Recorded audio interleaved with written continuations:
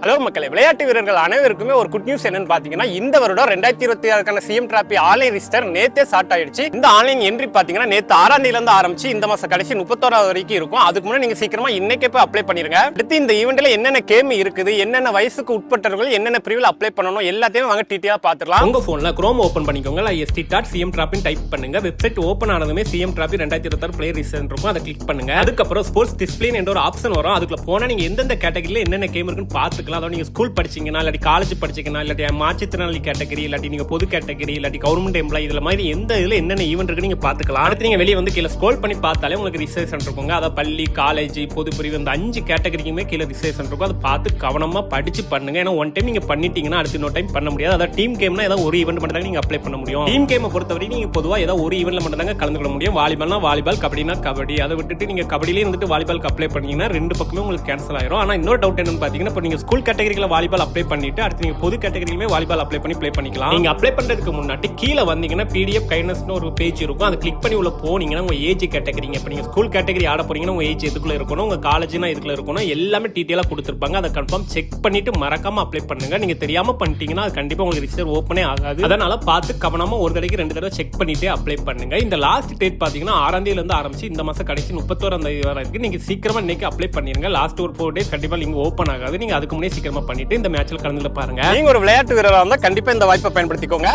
Thank you.